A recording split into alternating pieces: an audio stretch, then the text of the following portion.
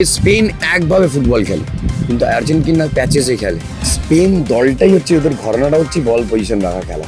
আমার মনে হয় স্পেনই বল ধরে রাখবে। মেসিকে যদি খেলতে দেয় প্রত্যেক দিনের মতন 10 মিনিট 15 মিনিট, আর ওকে যদি শান্ত রাখতে হয় তাহলে ওর সাথে ঝগড়া করলে চলবে। ইয়ামাল এখন মেসির কাছে, মানে মেসির ধারে কাছে পৌঁছাতে অনেক টাইম লাগবে। মেন্টালিটি বা মাইন্ড গেমে অনেকটা এগিয়ে আর্জেন্টিনা। যখনই গোল কাটছে বা হারার মুখে আছে, তারা কিন্তু একটা মরণ কামড় দেয়। একদিকে রোনাল্ডোকে রাখো, একদিকে মেসিকে রাখো। তুমি দেখো প্লেয়াররা কিন্তু মেসির জন্যে খেলছে। টানা দ্বিতীয়বার বিশ্বকাপের ফাইনালে আর্জেন্টিনা, অন্যদিকে শক্তিশালী দল স্পেন। পারবে কি পরপর 2 বছর অর্থাৎ পরপর জোড়া বিশ্বকাপ রাখতে মেসির কাছে, নাকি নতুন তারকা লামিন ইয়ামাল বিশ্বকাপের অভিষেক হতেই তার হাতে উঠে আসবে সেই বিশ্বকাপের ট্রফি? আমরা কথা বলে নেবো আমাদের সঙ্গে রয়েছেন প্রাক্তন ফুটবলার মেহতাব হোসেন। মেহতাব দা, আমরা স্পেনের খেলা দেখেছি, সেই ফাইনালে আর্জেন্টিনার খেলাও দেখলাম। সেই ফাইনালে কি মনে হচ্ছে, ফাইনালে কাকে এগিয়ে রাখা যেতে পারে? খুব ডিফিকাল্ট বলা এই লেভেলে তুমি কাকে আগিয়ে রাখবে কাকে পিছিয়ে রাখবে। দেখো দুটোই বড় টিম, দুটোই ওয়ার্ল্ড চ্যাম্পিয়ন। একজন একটা 3বারে চ্যাম্পিয়ন, একটা একবারে 2010-এ চ্যাম্পিয়ন হয়েছে। দুজনে আলাদা আলাদা ঘটনা, কিন্তু তুমি যদি বলো মেন্টালিটি বা মাইন্ড গেমে অনেকটা এগিয়ে আর্জেন্টিনা। কেন, তুমি লাস্ট কটা ম্যাচ যদি তুমি দেখো,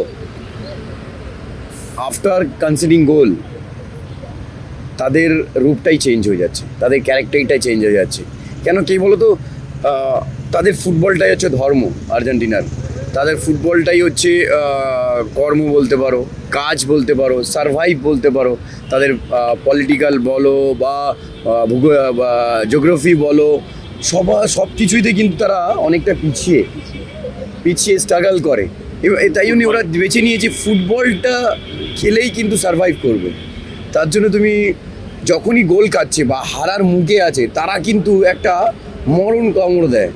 সেটা কিন্তু এই ম্যাচে হবে। মাইন্ড গেম খেলবে স্পেনের সাথে, এটা ছেড়ে কথা বলবে না। কারণ লাস্ট ওয়ার্ল্ড কাপ মেসির, এবং তুমি যদি দেখো একদিকে রোনাল্ডোকে রাখো, একদিকে মেসিকে রাখো।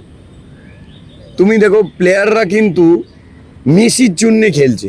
আবার একবার ওয়ার্ল্ড কাপ যদি ওকে চ্যাম্পিয়ন করানো যায়, সেটা আলভারেজও তার গোল করার পরে সে বলেছে যে ওর জন্যে আমরা লটারো মার্টিনেজ, তার মেসির জন্যে আমরা সব কিছু করতে পারি, মানে রক্ত দিয়ে দিতে পারি মাঠে।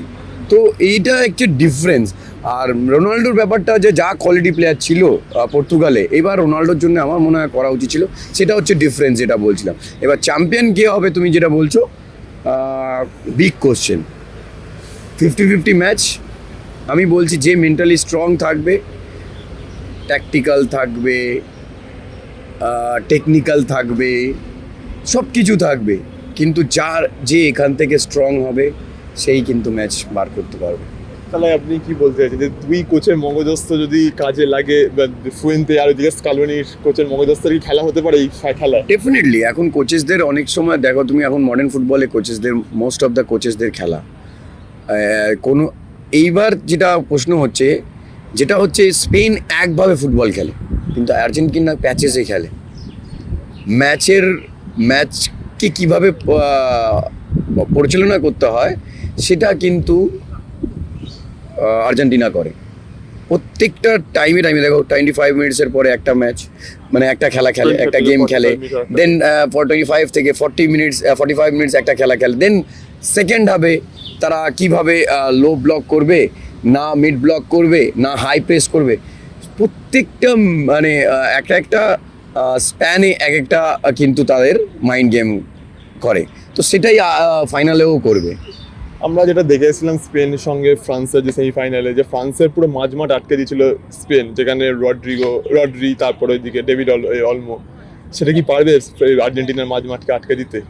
দেখো, ফার্স্ট অফ অল স্পেন হচ্ছে খুব হাই প্রেস খেলে, উইদিন 8 সেকেন্ড বল উইন করার চেষ্টা করে। সেখানে আর্জেন্টিনা দেখেছে কি স্পেন কীভাবে ফুটবল খেলে, আবার আর্জেন্টিনা দেখেছে স্পেন কীভাবে ফুটবল খেলে, দুজনকে দেখে নিয়েছে। তো আমার মনে হয় খুব টাফ ম্যাচ হবে।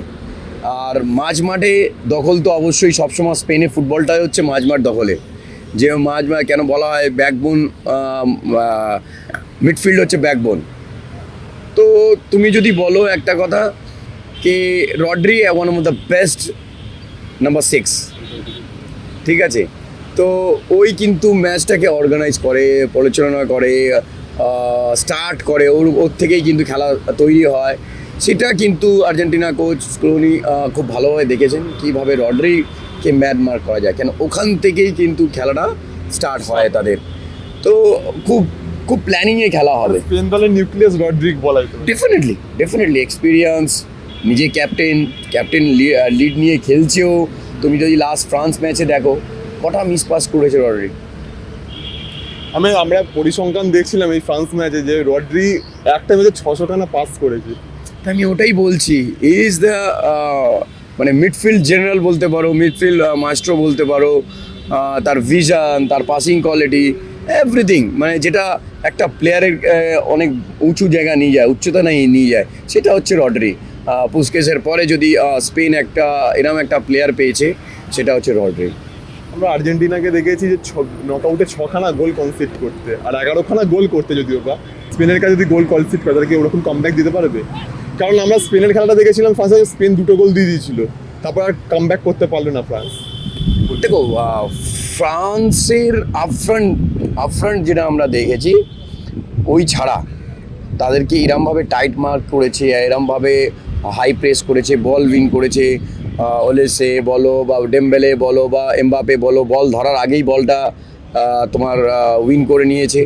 তো এখানেও তারা চেষ্টা করবে, কিন্তু আমি আবার বলছি ফ্রান্স কিন্তু আর্জেন্টিনা কিন্তু ফ্রান্স নয়।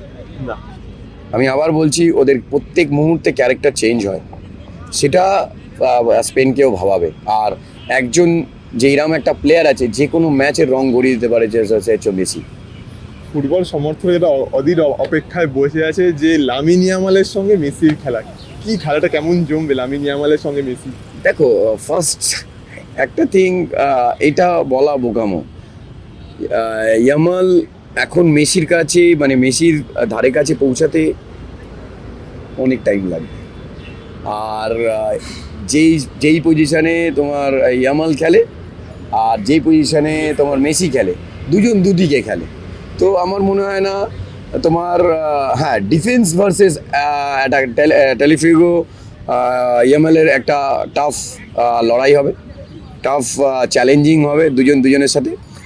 যেটা টেলিফিগো খুব ভালো অ্যাটাকে যেত, মানে লাইকে উইঙ্গার, হয়তো যাবে না, একটু দাঁড়িয়ে খেলবে, কেন ইয়ামাল একটা ডিফেন্স প্লেয়ার।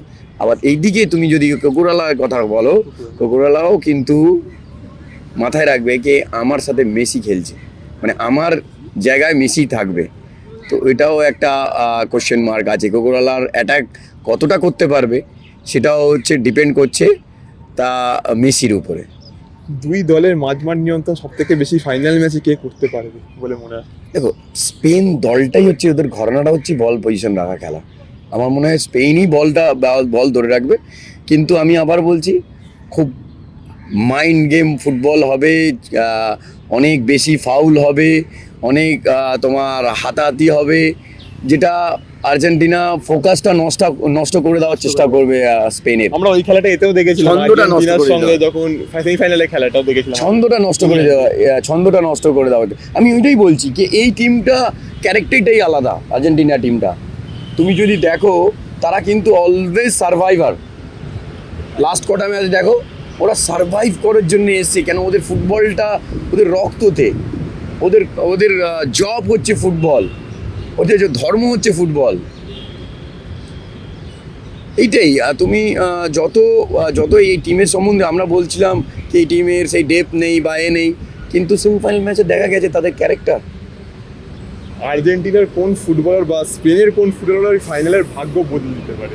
এটা বলা খুব ডিফিকাল্ট। প্রত্যেকবার একজন হিরো আসে, সেটা ইয়ামাল হতে পারে, গোট হতে পারে, মেসি হতে পারে, তোমার আলভারেস হতে পারো, তোমার ফ্যাবিয়ানো হতে পারে স্পেনের। তো অনেক প্লেয়ার আছে, মার্টিনেজ হতে পারে আর্জেন্টিনার। আশা করছি তুমি মানে প্রায় অনেক বিশ্বকাপের সব খেলাই দেখেছো স্পেন বা আর্জেন্টিনা, কোন এই দুটো দলের মধ্যে দুর্বলতা খুঁজে পেয়েছো? দেখো উইকনেস আর স্ট্রং পয়েন্ট বা যেটা কাজে লাগাতে পারে দুটো বিপক্ষ টিমেরই দল। থাকে। এবার উইকনেসটা যেটা আমরা বারবার বলছি, আর্জেন্টিনার ডিফেন্স লাইন। অফকোর্স এখন অবধি একটা গোল খেয়েছে তোমার স্পেন। গোল করেছে কারা কারা সেটা তুমি দেখে নাও, স্পেনের পেছন থেকে যারা গোল করছে। আমার বক্তব্য হচ্ছে যদি স্পেনের যেই ফাঁদ থেকে যদি বেরোতে পারে, যে হাই প্রেসিংতে বেরোতে পারে, সেটা হচ্ছে উইকনেস স্পেনের। আর যদি না বেরোতে পারে তাহলে আর্জেন্টিনার কপালে কষ্ট আছে। আর মেসিকে যদি খেলতে দেয় প্রত্যেক দিনের মতন 10 মিনিট 15 মিনিট, Last 10 আর ওকে যদি শান্ত রাখতে হয় তাহলে ওর সাথে ঝগড়া করলে চলবে না। এবার সর্বশেষ প্রশ্ন, যেটা বলা যেতে পারে যে দুটো টিম ফাইনাল উঠেছে, মানে দুজনই চ্যাম্পিয়নের দাবিদার। তুমি কাকে এগিয়ে রাখছো আর্জেন্টিনার সঙ্গে স্পেনে, কাকে এগিয়ে রাখছো চ্যাম্পিয়ন? দেখো, আমি আবার বলছি, এগিয়ে পিছিয়ে দুটো টিমই best team may win, but mind গেমে একটু হলেও এগিয়ে আছে। এক্সপিরিয়েন্স বলো, মাইন্ড গেমে একটু হলেও এগিয়েছে আর্জেন্টিনা। মানে আর্জেন্টিনাকে তুমি চ্যাম্পিয়নের খাতায় রাখছো? হলে খুব ভালো হয়, কেন লাস্ট ওয়ার্ল্ড কাপ মেসির যদি জেতে, আমরা সবাই সত্যি যারা ফুটবল লাভার তারা সবাই খুশি হবে। কেন ভালো ফুটবল, মানে ও যা উপহার দিয়ে গেছে আমাদেরকে, আমার মনে হয় হয়তো দেখো রেকর্ড ব্রেক করার জন্যে হয়তো 50 বছর পরে বা 100 বছর পরে আবার একটা মেসি আসবে, কিন্তু আপাতত মেসি এই জায়গাটা নেওয়াটা খুব কষ্ট আছে।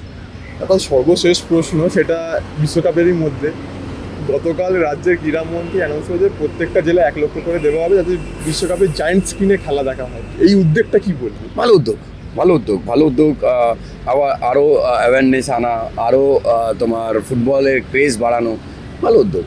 আমরা কথা বলে নিলাম মেহতাব হোসেনের সঙ্গে, এবং তিনি যেটা বলেন যে দুই দলেরই তাদের মাথা ঠান্ডা রেখে তাদের ফাইনাল ম্যাচে নামতে হবে, এবং কে হাসবে ফাইনাল ম্যাচে শেষ হাসি সেটাই দেখার অপেক্ষায় রয়েছে। এবং এরকমই খবর দেখতে হলে চোখ রাখুন দ্য ওয়ালের পর্দায়, কারণ খবর এখন এখানেই। ক্যামেরায় শুভমের সঙ্গে আমি Randeep, The Wall News, Kolkata.